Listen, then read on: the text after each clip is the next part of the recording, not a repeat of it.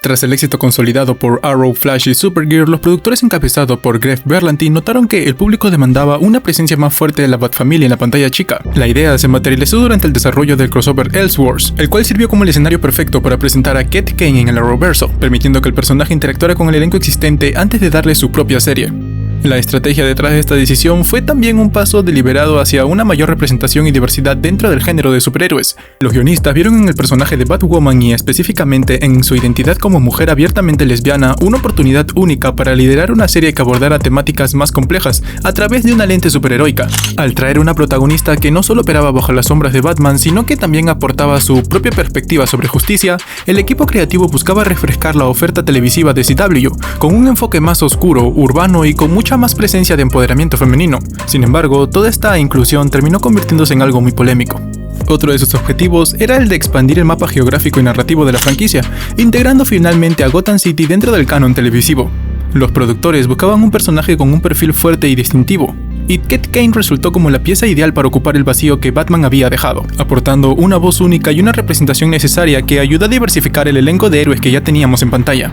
Su participación en Elseworlds fue la presentación formal del personaje dentro del Arrowverse. En el crossover, la trinidad televisiva es obligada a viajar a Gotham City en busca de respuestas, lo que permitió que el público pudiera conocer a Batwoman en su entorno natural. Kate no solo actuó como una aliada estratégica, sino que demostró tener una fuerza formidable al enfrentarse a desafíos sobrenaturales que amenazaban la realidad, ganándose así el respeto inmediato de los héroes. La presencia del personaje en el crossover fue fundamental porque sirvió como una especie de piloto de prueba para medir la recepción de la audiencia antes de darle su propia serie. A través de este crossover, los escritores establecieron rápidamente su personalidad estoica y el entrenamiento militar que tenía Kate, además de revelar su relación con la historia oculta detrás de Gotham. Su relación con Kara fue especialmente destacada, estableciendo una dinámica de respeto mutuo que ayudó a la integración de Batwoman dentro del grupo que siempre acudía a los crossovers anuales. Esta primera aparición del personaje marcó un par de incongruencias temporales, ya que Elseworlds no ocurre cronológicamente al inicio de la serie de Batwoman. Debido a que la serie tuvo que contar su historia de origen, los primeros 4 capítulos de la temporada transcurren antes de los eventos de Elseworlds,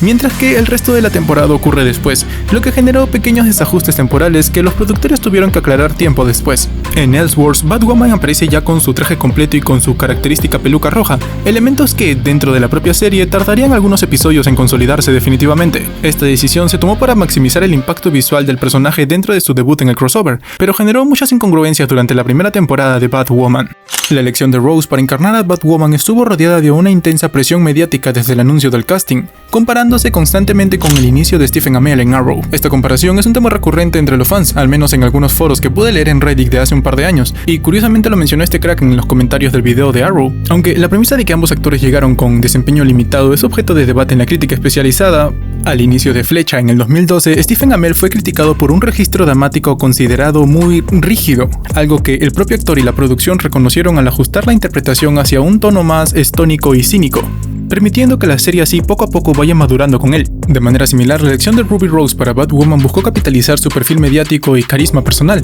asumiendo que su experiencia actoral, entonces en desarrollo, encontraría un ritmo adecuado a medida que Kate se consolidaba como la protectora de Gotham. De hecho, es un hecho comentado por medios especializados de la industria como Deadline o The Hollywood Reporter, que las producciones de CW a menudo apostaban por talentos que ofrecieran una fuerte presencia física o un look específico para los héroes, confiando en el que el rigor de la producción semanal puliría sus habilidades actorales. En el caso de Rose, existía la expectativa de que, al igual que ocurrió con otros miembros del elenco de series como The Flash o Legends of Tomorrow, la actriz alcanzaría una mayor solidez interpretativa mediante el aprendizaje práctico y la guía de los showrunners. Esta estrategia de evolución orgánica es una marca registrada que tiene Greg Berlanti, donde el entorno de trabajo está diseñado para permitir que los actores crezcan a la par que sus alter egos superheroicos. Sin embargo, quiero aclarar que no existe un comunicado oficial por parte de la cadena o los productores que confirme explícitamente que Rose fue contratada porque era una actriz inexperta, con el fin de hacerla evolucionar poco a poco. Esta es más bien una interpretación de la crítica televisiva basada en el historial de casting de la cadena y en el resultado observado durante las primeras temporadas de sus series. Si bien el crecimiento de Stephen Amell es visto como una historia de éxito dentro de la franquicia, la trayectoria de Ruby Rose se vio interrumpida por factores externos y conflictos laborales que impidieron que la supuesta curva de aprendizaje se completara.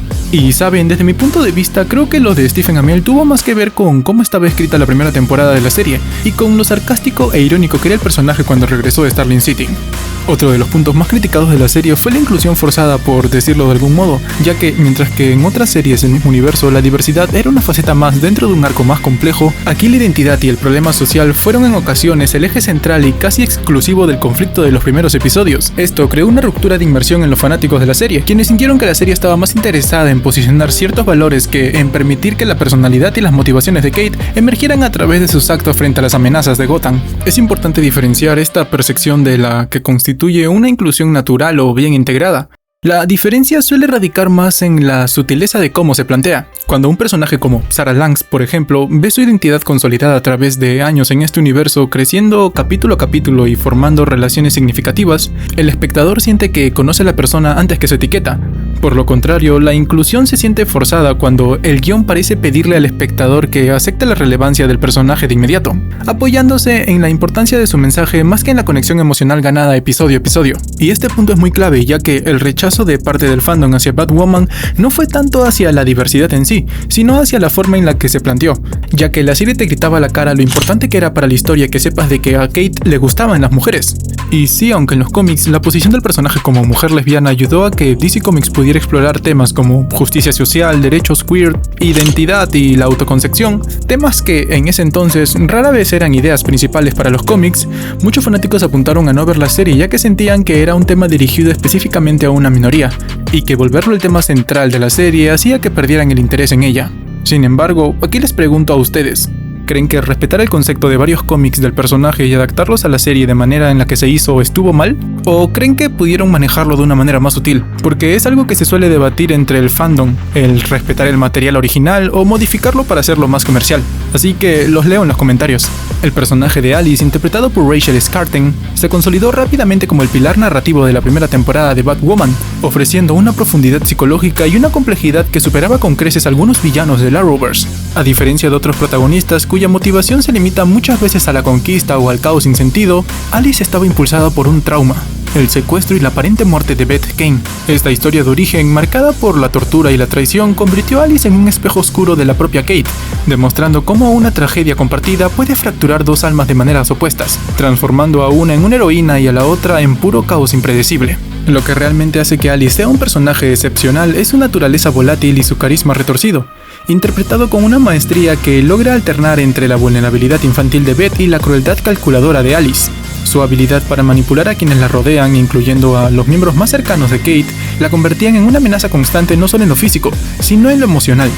Mientras que Kate luchaba por encontrar su lugar bajo la máscara, Alice operaba con una libertad absoluta, desafiando constantemente los principios morales de Kate y al resto de los protagonistas, obligándolos a enfrentar las consecuencias de sus errores pasados. Además, su relación dinámica con Kate Kane añadió una capa de tragedia griega a la serie que ninguna otra producción del Arrowverse había logrado con tanta intensidad. La esperanza constante de Kate de poder salvar a su hermana, enfrentada a la realidad de que Beth ya no existía en Alice, creó un hilo conductor emocional que justificaba cada episodio. Esta tensión no solo era un conflicto entre heroína y villana, era un duelo de entidades entre dos caras de la misma moneda, donde siempre me cuestionaba si aún quedaba algo de humanidad en el pozo de oscuridad que Alice había construido. En los primeros episodios, esta relación y situación me hizo acordar mucho a lo que pasó con Jon y su hermano en la serie de Flecha, en la cuarta temporada. Pero la serie de Batwoman terminó desarrollando mejor este concepto, y más aún luego de Crisis en Tierras Infinitas.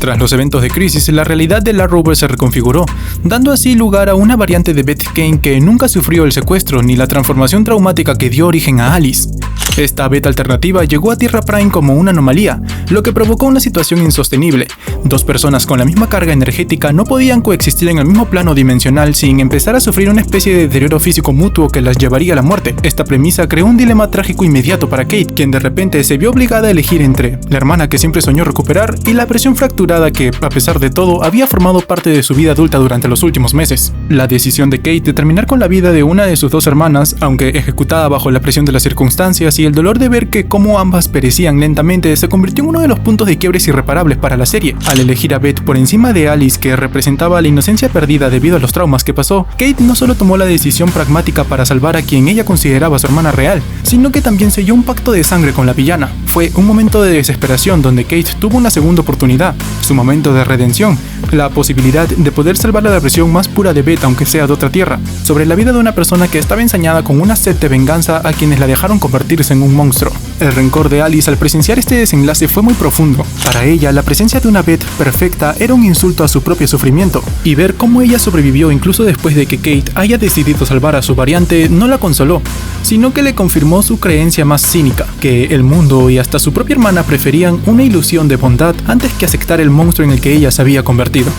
Este tramo de la temporada fue mi favorito, ya que durante varios capítulos la serie nos había hecho empatizar con Alice debido a todo lo que pasó, pero igual entendíamos que era una villana, y luego la serie en un par de capítulos nos hace empatizar con una nueva Beth, alguien que era perfecta, alguien con quien Kate siempre soñó, y es aquí donde les quiero hablar un poco sobre el origen de la miniatura, si es que les tocó ver la de Alice sola con el fondo azul. Para los que les tocó la roja, perdón. El punto de siempre tener dos variantes de miniatura es porque siempre destaco la importancia de cada uno de los videos, y en este caso es que Alice siempre sostuvo la serie, y era el personaje mejor construido y escrito, porque desde mi punto de vista, aunque la nueva Beth era aparentemente perfecta, yo siempre empaticé más con el dolor de Alice a pesar de que ella era la mala, la que debía perder, la que estaba mal de la cabeza y la que generó tanto dolor y daño a nuestros protagonistas. Pero tan solo en la mitad de la temporada, la serie te deja entender la complejidad de un personaje que siempre estuvo roto. Y es por eso que, si bien la serie siempre tuvo sus puntos altos y bajos, como el resto de las series del Arrowverse, Alice siempre fue el motor de seguir viéndola, al menos para mí. Para Alice, este evento cerró cualquier posibilidad de reconciliación verdadera. Al ver morir a su yo alternativas, se convenció de que ella era la única realidad posible, y que el amor de Kate era condicional y defectuoso. Este conflicto no solo la separó de forma permanente, sino que destruyó cualquier rastro de la Kate que buscaba luz en Gotham, dejándola atrapada en la culpa de haber matado la esperanza misma para salvar a la pesadilla de su hermana. En mayo del 2020 tuvimos la salida de Ruby Rose de la serie de Batwoman, y este fue uno de los episodios más tumultuosos de la historia reciente de la televisión, ya que marcaba un antes y después para la producción de CW. Inicialmente, la partida fue presentada como una decisión profesional mutua, tras la finalización de la primera temporada de la serie. Sin embargo, en octubre del 2021, Rose rompió su silencio, con una serie de acusaciones en sus redes sociales. La actriz denunció condiciones de trabajo extremadamente peligrosas, alegando que fue obligada a regresar al set apenas 10 días después de una cirugía mayor tras sufrir una lesión cervical que pudo haberla dejado paralítica, poniendo como principal responsable a Peter Roth, entonces presidente de Warner Bros. Television. Las acusaciones de la actriz no se detuvieron ahí, ya que también señaló que había hostilidad todo el tiempo en el set. Según Rose, los productores ignoraban protocolos de seguridad,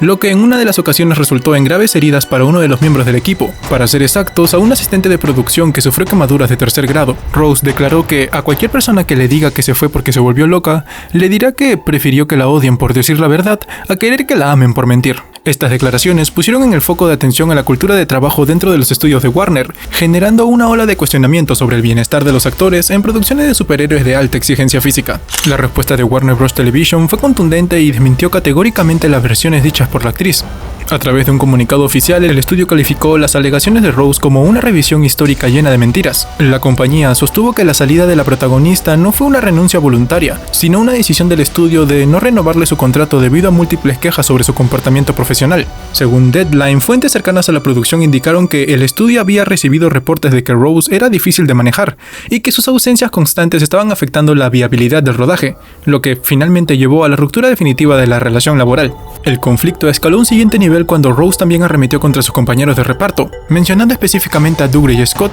y acusándolo de abuso verbal y de maltrato a las mujeres en el set. El actor emitió una respuesta pública rotunda, calificando los comentarios de la actriz como difamatorios y completamente falsos, recibiendo el respaldo público tanto de sus colegas como de los ejecutivos de la serie. Esta fragmentación del equipo creativo dejó en evidencia una ruptura total en la comunicación y en la coherencia en el set, lo que complicó los esfuerzos de la cadena por mantener la narrativa de que el cambio de liderazgo en la serie, con la llegada de Javicia Leslie, era una oportunidad de crecimiento para la franquicia. Con la salida de Ruby Rose llegó la incorporación de Javicia Leslie, y este fue otro punto polémico para la serie. La llegada de la actriz en la segunda temporada de Batwoman estuvo marcada por un ambiente de alta tensión, impulsada tanto por la abrupta salida de Ruby Rose como por la decisión creativa de no reformar al personaje, sino de introducir a un personaje original a la serie, Ryan. Este movimiento dividió la audiencia, mientras que algunos sectores del fandom abrazaban la frescura de una protagonista con un trasfondo de vida radicalmente distinto a la del personaje de Rose. Un grupo mucho más grande de los seguidores expresó su rechazo, sintiendo que la serie abandonaba la historia de Kate Kane que originalmente habían comenzado a seguir y que tomó en serio luego de la crisis. El hate recibido por Leslie fue intenso y en ocasiones desproporcionado, manifestándose desde ataques personales en redes sociales hasta críticas sobre su capacidad actoral, comparándola muchas veces con su predecesora. La actriz tuvo que enfrentar desde el inicio de la serie un entorno hostil que cuestionaba su capacidad de tener el manto de Batwoman. llegando a recibir comentarios racistas que ella misma denunció públicamente. Leslie mantuvo su postura, utilizando su plataforma para defender la importancia de representar a la primera Batwoman afroamericana en la pantalla, enfocándose en empoderar audiencias que rara vez se veían reflejadas en papeles heroicos. Desde el punto de vista de la trama, la incorporación de Ryan fue vista por sus detractores como un proceso forzado, debido a la falta de una historia de origen que justificara sus habilidades en combate. A diferencia de Kate, quien contaba con entrenamiento militar y táctico, la llegada de Ryan al traje generó interrogantes sobre cómo una persona sin ese bagaje táctico podía igualar la eficacia de los héroes establecidos en el Arrowverso. Esta desconexión narrativa, sumada a las decisiones de guión percibidas como inconsistentes o mediocres por parte de algunos críticos del programa, alimentaban la percepción de que el personaje estaba ahí por agenda, y no por un progreso natural de la historia. Para los defensores de la serie, el personaje de Ryan representaba una alternativa necesaria y valiente, permitiendo explorar temas de justicia social y marginación desde una perspectiva distinta a la de una millonaria justiciera. El guion intentó aprovechar la posición de Ryan para mostrarla como una heroína que protegía activamente a las comunidades más vulnerables, estableciendo una dinámica donde su crecimiento personal, lleno de errores y decisiones cuestionables, buscaba hacerla más humana y relatable frente a la audiencia. Básicamente, los productores dijeron: hay que tomar todo lo que no funcionó en los primeros capítulos de la primera temporada y hacerlo con Ryan. Y la controversia nunca se disipó del todo, ya que el impacto negativo en los índices de audiencia, mismos que ya venían en declive incluso antes del cambio de protagonistas, fue a menudo atribuido por gran parte del público exclusivamente a la presencia de la actriz en la serie, en lugar de considerar factores más amplios como la fatiga del Arrowverso, los problemas de producción previos o el tema de incluir más de esa problemática de los cómics originales a una serie que pretendía ser más comercial. Para la mayoría de los fans, la serie simplemente dejó de funcionar, perdiendo la coherencia que, aunque con polémicas, había caracterizado la primera temporada. Pero cuéntame tú, ¿qué opinas de la primera temporada de Batwoman en los comentarios? Mientras que yo trabajo en el siguiente video. Pero como ya sabes, esa es otra historia. Muchas gracias por ver.